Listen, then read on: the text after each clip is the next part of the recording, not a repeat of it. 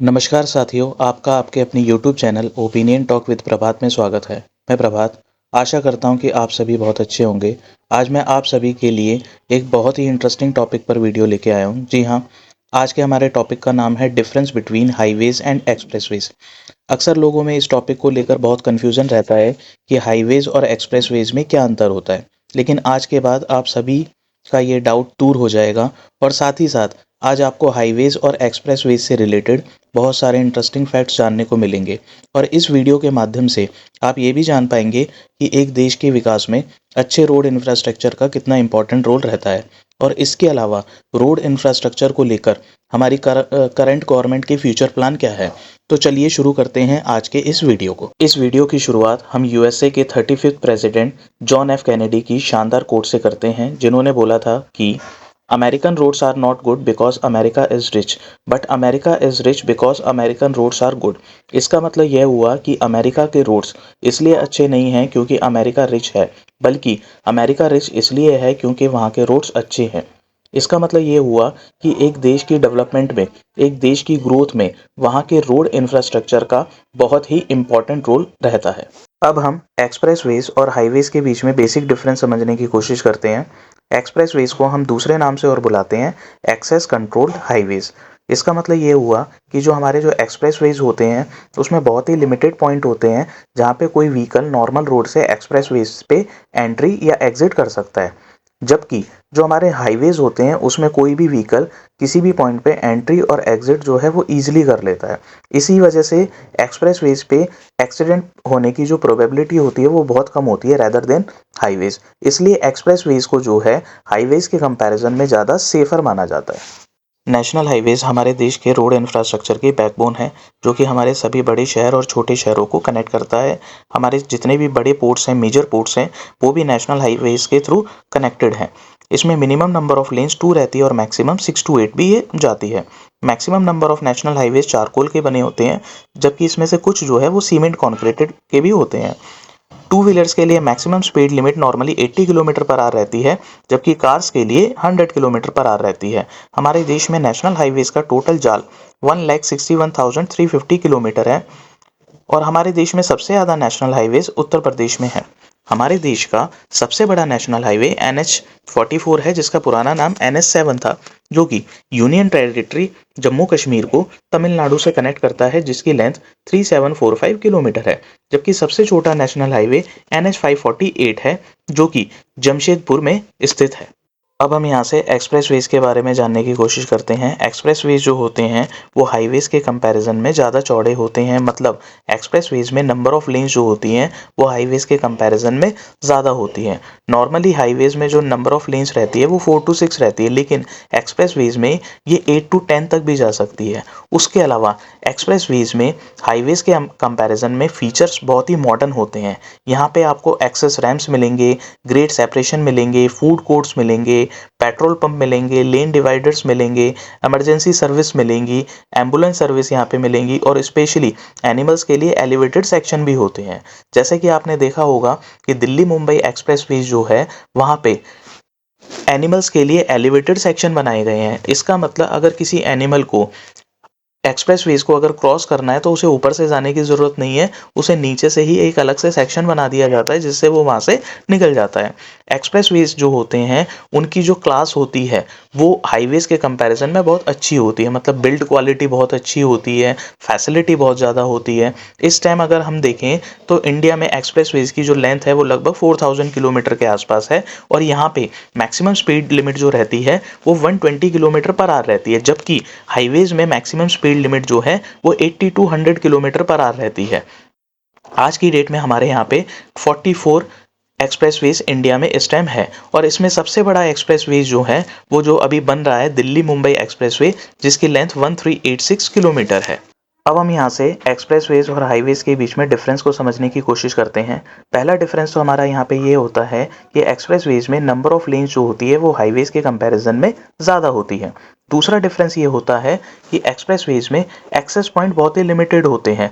मतलब एंट्री या exit point जो होते हैं किसी भी व्हीकल के लिए बहुत कम होते हैं, जबकि हाईवेज में जो एंट्री और एग्जिट पॉइंट होते हैं, मतलब एक्सेस पॉइंट जो होते हैं वो एक्सप्रेसवेज के कंपैरिजन में बहुत ही ज़्यादा होते हैं। उसके अलावा एक्सप्रेसवेज पे एक्सीडेंट होने की प्रोबेबिलिटी बहुत ही कम होती है रेदर देन हाईवेज। क्यों? क्योंकि यहाँ पे एंट्री और एग्जिट पॉइंट जो होते हैं वो बहुत ही कम होते हैं। उसके अलावा एक्सप्रेसवेज पे जो फैसिलिटी होती है वो रेदर देन हाईवेज वो ज़्यादा होती है। उसके अलावा यहाँ पे हाई टेक्नोलॉजी का यूज़ किया जाता है। इसका मतलब यहाँ से हम ये कह सकते हैं कि एक्सप्रेसवेज जो होते हैं वो हाईवेज के कंपैरिजन में ज़्यादा बेटर होते हैं। अभी तक के इस वीडियो में आप सभी को समझ आ गया होगा कि एक्सप्रेसवेज के बहुत सारे बेनिफिट्स हैं। अब हम यहाँ पर कुछ बेनिफिट्स को डिस्कस करते हैं। सबसे पहला बेनिफिट है एफिशिएंट ट्रांसपोर्टेशन। एक्सप्रेसवेज के थ्रू एक पॉइंट से दूसरे पॉइंट पर ईजिली जाया जा सकता है। क्यों? क्योंकि यहाँ पे नंबर ऑफ लेन्स बहुत ज़्यादा होती है, रोड्स की क्वालिटी अच्छी होती है, जिसकी वजह से टाइम बचता है, ट्रैफिक लगने के चांसेस बहुत कम होते हैं। उसके अलावा इन रोड्स की सेफ्टी भी बहुत अच्छी होती है। अब अगर एक पॉइंट से दूसरे पॉइंट पे अगर कम टाइम में जाया जाएगा तो फ्यूल भी कम लगेगा, व्हीकल की मेंटेनेंस कॉस्ट भी कम आएगी और उसके अलावा एक्सप्रेसवेज के थ्रू हम छोटे शहर और बड़े शहर को ईजिली कनेक्ट कर सकते हैं। इन पे इमरजेंसी सर्विस एक्सेस, जैसा कि मैंने आपको बताया, पेट्रोल पंप यहाँ पे मिल जाएगा, उसके अलावा एम्बुलेंस मिल जाएगी, उसके अलावा यहाँ पे टेक्नोलॉजी का भी बहुत अच्छा यूज़ होता है।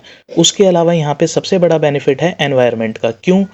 अगर व्हीकल पे फ्यूल कम लगेगा, उसकी मेंटेनेंस कॉस्ट कम आएगी, तो एनवायरनमेंट को भी बहुत अच्छा फ़ायदा मिलेगा। उसके अलावा इंफ्रास्ट्रक्चर डेवलपमेंट, जितने भी एक्सप्रेसवेज होते हैं उनके आसपास जो है वो बड़े बड़े बिजनेसेस शुरू होते हैं। वहाँ पे जो है बिजनेस करना बहुत आसान होता है क्योंकि रोड पे जो कनेक्टिविटी है वो बहुत ही अच्छी मिल जाती है। तो इसलिए अगर किसी देश के विकास में सबसे बड़ा रोल अगर होता है तो वो किसका होता है?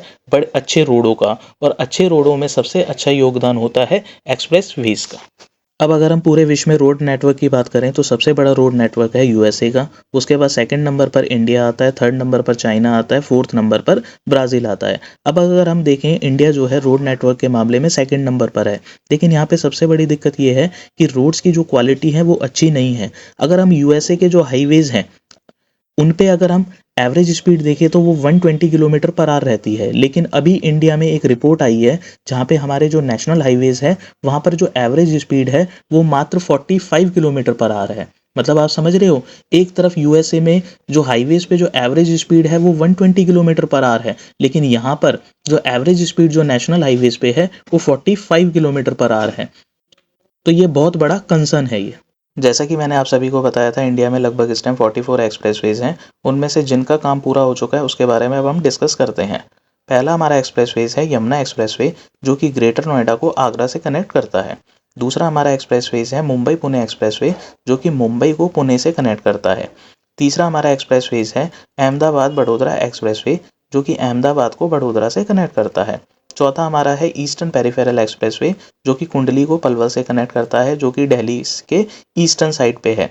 इस एक्सप्रेसवे का फ़ायदा ये है कि ये दिल्ली में जो ट्रैफिक है उसे डाइवर्ट करता है, दिल्ली में कंजेशन कम लगता है। उसके अलावा पांचवा हमारा एक्सप्रेसवेज है वेस्टर्न पेरिफेरल एक्सप्रेसवे, जिसे कुंडली मानेसर पलवल एक्सप्रेसवेज भी बोला जाता है। ये दिल्ली के वेस्टर्न साइड पे बनाया गया। इसे भी इसलिए बनाया गया था कि ताकि दिल्ली में जो ट्रैफिक आ रहा है उसे डाइवर्ट किया जा सके। इन दोनों एक्सप्रेसवेज का, ईस्टर्न पेरिफेरल एक्सप्रेसवे और वेस्टर्न पेरिफेरल एक्सप्रेसवे का सबसे बड़ा फ़ायदा ये है कि पहले अगर किसी इंसान को फरीदाबाद से पानीपत जाना होता था तो वो पहले फरीदाबाद से दिल्ली जाता था, फिर वो पानीपत जाता था। लेकिन इन दोनों एक्सप्रेसवेज से बनने से फ़ायदा क्या हुआ कि वो दिल्ली से ना जाकर साइड से वो निकल जाएगा। 6 नंबर पर हमारा एक्सप्रेसवेज है चेन्नई पेरिफेरल रिंग रोड, जो कि चेन्नई के आउटस्कर्ट पे बनाया जाएगा। 7वें नंबर पर है दिल्ली मेरठ एक्सप्रेसवे, जो कि राजधानी दिल्ली को मेरठ से कनेक्ट करता है। 8वां हमारा एक्सप्रेसवेज है लखनऊ आगरा एक्सप्रेसवे, जो कि उत्तर प्रदेश की राजधानी लखनऊ को आगरा से कनेक्ट करता है। उसके बाद है नोएडा ग्रेटर नोएडा एक्सप्रेसवे, जो कि नोएडा को ग्रेटर नोएडा से कनेक्ट करता है। उसके बाद है हमारा बेंगलोर चेन्नई एक्सप्रेसवे, जो कि बेंगलोर को चेन्नई से कनेक्ट करेगा। फिर है पुणे सोलापुर एक्सप्रेसवे, जो कि पुणे को सोलापुर से कनेक्ट करेगा। उसके बाद है हमारा हैदराबाद आउटर रिंग रोड, जो कि हैदराबाद के आउटर में ये बनाया जाएगा ताकि हैदराबाद का जो ट्रैफिक है उसे बाईपास किया जा सके। अब हम बात करते हैं इंडिया के सबसे बड़े एक्सप्रेसवेज की, दिल्ली मुंबई एक्सप्रेसवे। इसका भी एक सेक्शन चालू हुआ है दिल्ली से लेके दौसा तक। इस पूरे रूट की जो लेंथ है वो 1350 किलोमीटर है। ये हमारा दिल्ली से स्टार्ट होगा, फिर उसके बाद हरियाणा, राजस्थान, मध्य प्रदेश, गुजरात और महाराष्ट्र को ये कवर करेगा। इस एक्सप्रेसवे की सबसे बड़ी खास बात क्या है, पहले जो दिल्ली टू मुंबई 24 घंटे का जो ट्रैवल टाइम था वो अब इससे हाफ रह जाएगा, मात्र 12 घंटे में दिल्ली टू मुंबई हम बाया रोड जा सकते हैं। यहाँ पे इंफ्रास्ट्रक्चर टेक्नोलॉजी का बहुत अच्छा यूज़ हुआ है। इकोनॉमिक इम्पैक्ट इससे बहुत ज़्यादा होगा। क्यों? टाइम कम लगेगा तो फ्यूल भी कम लगेगा, मेंटेनेंस कॉस्ट भी कम आएगी व्हीकल की। उसके अलावा इस एक्सप्रेसवेज के आसपास कॉरिडोर बनाए जाएंगे, बिजनेस कॉरिडोर बनाए जाएंगे, जिससे कि बिजनेस को जो है बूस्ट अप मिलेगा। क्योंकि बिजनेस के लिए सबसे बड़ी चीज़ होती है ट्रांसपोर्टेशन। जहाँ पे ट्रांसपोर्टेशन बहुत अच्छा होगा वहाँ पे बिजनेस के फलने फूलने के चांसेस जो हैं वो बहुत ज़्यादा होते हैं। उसी की वजह से एनवायरनमेंट को भी इससे बहुत बेनिफिट यहाँ पे मिलेगा। अब हम बात करते हैं अच्छे रोड इंफ्रास्ट्रक्चर के बेनिफिट। जैसा कि मैंने आपको बताया था कि किसी भी देश के विकास में सबसे बड़ा योगदान होता है रोड्स का। अगर कनेक्टिविटी रोड्स की अच्छी होगी तो वहाँ पे ग्रोथ रेट होने के चांसेस बहुत ज़्यादा होते हैं। जैसे कि अभी आप लोगों ने एक न्यूज़ देखी होगी, द टाइम्स ऑफ इंडिया की न्यूज़ है कि जीडीपी जो शेयर है, इंडिया की जो जीडीपी जो शेयर है उसमें टॉप पे जो है वो महाराष्ट्र है, लेकिन सेकंड पे जो तमिलनाडु का जो स्थान था उसकी जगह कौन आ गया? यूपी। इसका सबसे बड़ा रीज़न यही है कि मैंने आपको क्या बताया, सबसे ज़्यादा हाईवेज कहाँ पर है? उत्तर प्रदेश में। सबसे ज़्यादा एक्सप्रेसवेज कहाँ पर है? उत्तर प्रदेश में। तो जैसे जैसे उत्तर प्रदेश में रोड की कनेक्टिविटी अच्छी होती जा रही है तो वहाँ पे जो है बिजनेसेस को जो है अपॉर्चुनिटी बहुत ज़्यादा मिल रही है। उसकी वजह से यूपी की जो जीडीपी है वो बहुत ज़्यादा बढ़ रही है, और यूपी की जीडीपी बढ़ रही है तो उसका मतलब देश की भी जीडीपी बढ़ रही है। जो यूपी पहले 4th नंबर पे 5th नंबर पे हुआ होता था वो अब कौन से नंबर पर आ चुका है? 2nd नंबर पर आ चुका है। तो इसलिए अच्छे रोड इंफ्रास्ट्रक्चर का फायदा जो होता है वो देश को जो है जीडीपी में मिलता है। उसके अलावा एक सबसे बड़ी कॉस्ट जो होती है वो लॉजिस्टिक्स कॉस्ट होती है। किसी भी विकसित देश की जो लॉजिस्टिक्स कॉस्ट होनी चाहिए वो 8 to 9% होनी चाहिए। लॉजिस्टिक्स कॉस्ट का मतलब क्या है, अगर कोई गुड्स जो है वो 100 रुपए की पड़ रही है तो उसमें से 8 से 9 रुपए का जो उसमें हिस्सा होना चाहिए वो किसका होना चाहिए? उसका लॉजिस्टिक्स का होना चाहिए। लेकिन इंडिया में जो लॉजिस्टिक्स कॉस्ट है वो कितनी है? 14% के अराउंड है, और इसे होना कितना चाहिए? 8 to 9% होना चाहिए। अगर जिस दिन ये 8 to 9% हो जाएगा तो इंडिया की जो जीडीपी है वो और बढ़ जाएगी। अब जैसे मैंने आपको बताया था कि यूपी की जीडीपी जो है वो बहुत ज़्यादा बढ़ती जा रही है। अगर हम बात करें बिहार की, बिहार में जो लॉजिस्टिक कॉस्ट है वो है लगभग 20 से 22%। इसका मतलब बिहार में अगर कोई प्रोडक्ट बनता है, अगर वो 100 रुपये का बनता है तो उसमें से जो 20 रुपये का जो शेयर होता है वो लॉजिस्टिक कॉस्ट का होता है। और मैंने क्या बताया, लॉजिस्टिक कॉस्ट जितनी ज़्यादा होगी उतना ही बेकार साइन है। तो हमारी जो लॉजिस्टिक्स कॉस्ट है वो कितनी होनी चाहिए? 8 to 9% होनी चाहिए। और ये 8 to 9% कैसे होगी? अगर रोड्स को अच्छा बनाया जाएगा, हाईवेज और ज़्यादा बिल्ड किए जाएंगे, एक्सप्रेसवेज और ज़्यादा बिल्ड किए जाएंगे, तो उससे जो है हमारी लॉजिस्टिक्स कॉस्ट जो है ऑटोमेटिकली कम हो जाएगी। जैसे कि आप देख पा रहे हैं, यूएस की जो लॉजिस्टिक्स कॉस्ट है वो 8% है, चाइना की 9% है, यूरोप की 10% है, ब्रिक्स का जो एवरेज है वो 11% है। मतलब ब्राज़ील, रशिया, इंडिया, चाइना और साउथ अफ्रीका का जो एवरेज जो लॉजिस्टिक्स कॉस्ट है वो 11% है, और जबकि इंडिया का कितना है? 14%।